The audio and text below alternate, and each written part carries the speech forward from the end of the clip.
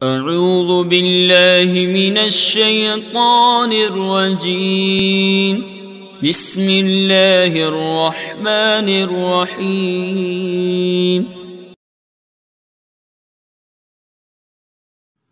بسم اللہ الرحمن الرحیم۔ میں مجاہد حسین رضوی، استاذ دارالعلوم غریب نواز الہ آباد درجہ سادسہ کے متعلمین سے مخاطب ہوں اور ہدایہ کتاب النکاح کا درس دینے جا رہا ہوں۔ مہر کا بیان چل رہا ہے اور آج اسی سے متعلق ایک مسئلے کا بیان ہے۔ اس مسئلے سے متعلق جو عبارت ہے، پہلے آپ وہ عبارت بغور سماعت کر لیں۔ کہتے ہیں وَإِن تَزَوَّجَهَا وَلَمْ يُسَمِّ لَهَا مَهْرًا ثُمَّ تَرَاضَيَا عَلَى تَسْمِيَةٍ فَهِيَ لَهَا إِن دَخَلَ بِهَا أَوْ مَاتَ عَنْهَا وَإِن طَلَّقَهَا قَبْلَ الدُّخُولِ بِهَا فَلَهَا الْمُتْعَةُ وَعَلَى قَوْلِ أَبِي يوسف رحمۃ اللہ علیہ الاول نصف هذا المفروض وهو قول الشافعی رحمۃ اللہ علیہ لأنه مفروض فيتنصف بالنصف ولنا أن هذا الفرض تعین للواجب بالعقد وهو مہر المثل وذلك لا يتنصف فكذا ما نزل منزلته والمراد بما تلا الفرض في العقد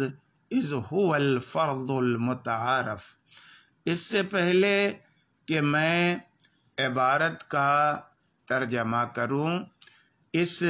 عبارت کا جو خلاصہ ہے اور اس کے اندر جو صورت مسئلہ ہے اس کا بیان کر دینا چاہتا ہوں۔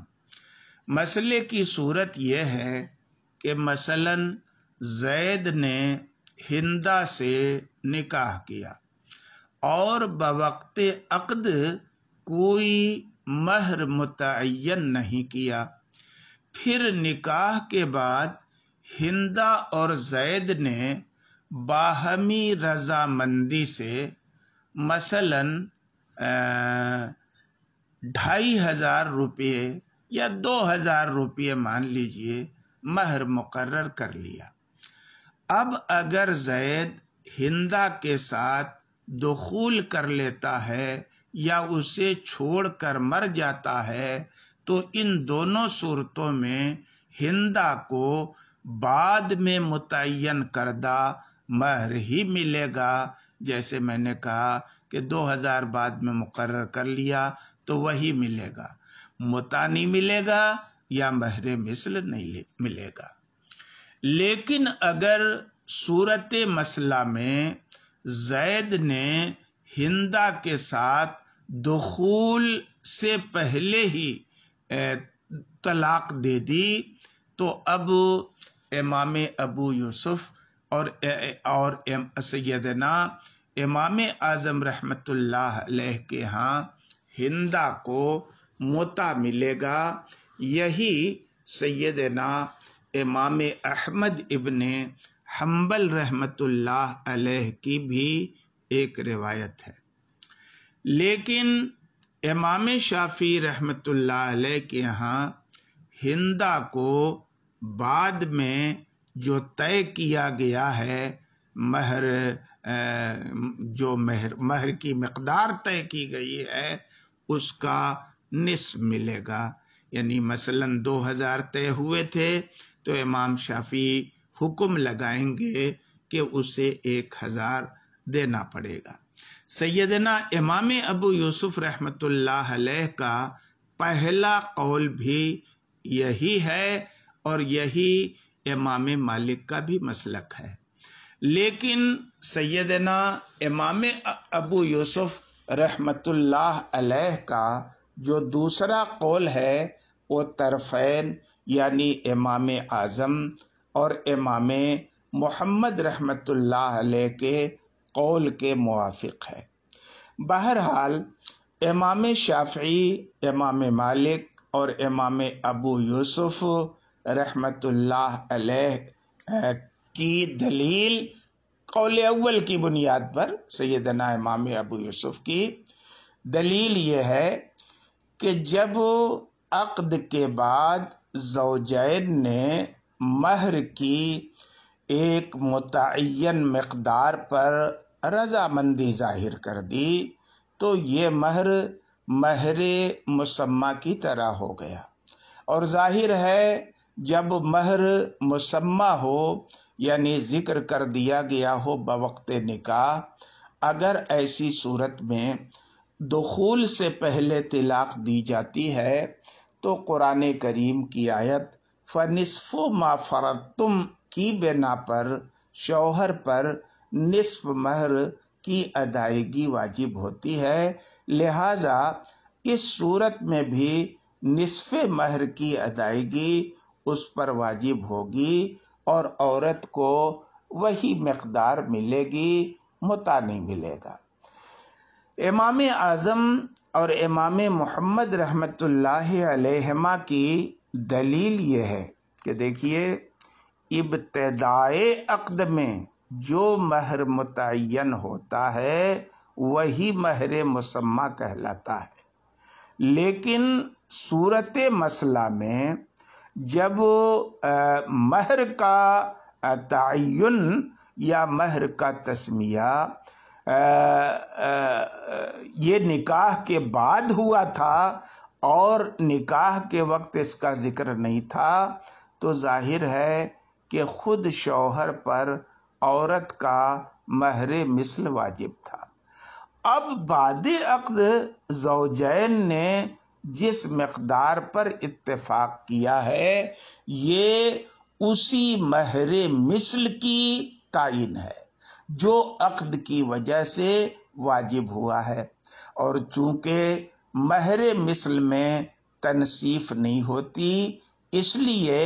یہ جو بعد میں مقدار متعین کی گئی ہے مہر کی قبل طلاق دخول کی صورت میں اس قائم مقام کی بھی تنصیف نہیں ہوگی، اور جب اس میں تنصیف نہیں ہوگی تو جیسے مہر مثل کی تنصیف نہیں ہوتی متع واجب ہوتا ہے تو اس صورت میں بھی متع واجب ہوگا۔ اور یہاں امام ابو یوسف کی دلیل کا صاحب کتاب نے جو جواب دیا ہے اس کا حاصل یہ ہے کہ حضور آپ قیاس کر رہے ہیں۔ آیت میں فَنِصْفُ مَا فَرَضْتُمْ سے مراد اس مفروض کا نصف ہے جو بحالت عقد نکاح فرض کیا جاتا ہے، اس لیے کہ وہی معروف اور معتاد ہے، اور بحالت نکاح یا بوقت نکاح جو مہر مقدر کیا جاتا ہے یا کہیں ذکر کیا جاتا ہے وہی مہر مسمہ کہلاتا ہے، نہ کہ مہر مثل۔ اور صورت مسئلہ میں بلا تسمیہ نکاح کرنے کی وجہ سے شوہر پر مہر مثل واجب تھا نہ کہ مہر مسمہ، لہذا مہر مثل والی صورت کو مہر مسمہ والی صورت پر قیاس کرنا درست نہیں ہے۔ یہ تو رہا اس عبارت کا خلاصہ۔ اب ایک نظر آپ اس کے سلیس ترجمہ پر ڈال لیں۔ صاحب ہدایہ کہتے ہیں وَإِن تَزَوَّجَهَا وَلَمْ يُسَمِّ لَهَا مَهْرًا، اگر عورت سے شادی کی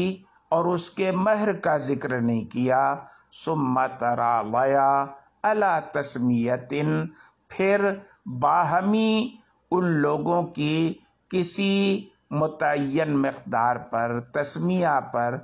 رضامندی ہو گئی، فَهِيَ لَهَا، تو جس مقدار پر رضامندی ہو گئی ہے جو تسمیہ ہے بعد نکاح، یہی عورت کو ملے گا کب؟ ان دخل بہا او مات عنہا، اگر اس کے ساتھ دخول کر لے یا اسے چھوڑ کے مر جائے۔ اور اگر اس نے دخول سے پہلے طلاق دے دی تو نکاح کے بعد جو مہر آپسی رضامندی سے انہوں نے طے کیا ہے اس کا نصف نہیں ملے گا بلکہ متع ملے گا۔ اور امام ابو یوسف رحمت اللہ علیہ کے قول اول کی بنیاد پر اسی مقرر کردہ یعنی جو بعد نکاح باہمی رضامندی سے مہر کی مقدار متعین کی گئی ہے وہ مقدار ملے گی، اور یہی امام شافعی رحمت اللہ علیہ کا بھی قول ہے لأنہ مفروض فیتنصف بالنصف، کیونکہ وہ یعنی نکاح کے بعد متعین کردہ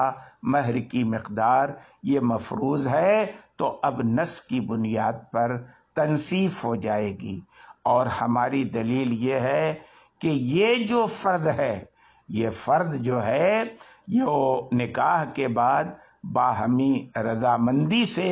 منظر عام پر آیا، یہ عقد کی بنیاد پر جو مہر واجب تھا اس کی تعین ہے، اور عقد کی بنیاد پر جو مہر واجب تھا وہ کیا تھا؟ وہ ہوا مہر المثل، وہ مہر مثل تھا۔ وَذَلِكَ لَا يَتَنَصَّف، اور مہر مثل آدھا نہیں ہوتا، تو ٹھیک اسی طرح سے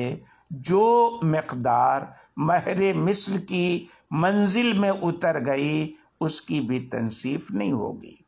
والمراد بما تلا الفرض فی العقد، اور جس آیت کی تلاوت کی انہوں نے اس سے مراد وہ فرض ہے جو عقد میں ہوا ہو، وہ فرض نہیں ہے جو عقد کے بعد ہوا ہو۔ اذ هو الفرض المتعارف، کیونکہ فرض سے مراد وہی فرض یہ جو کیا کہتے ہیں بوقت عقد جو مقدار بیان کی جاتی ہے مہر کی، وہی فرض متعارف ہوتا ہے، اور اسی فرض متعارف کی طلاق قبل دخول کی صورت میں ادائیگی واجب ہوتی ہے۔ یہ رہا ترجمہ۔ آج کے سبق میں اتنا ہی، باقی کل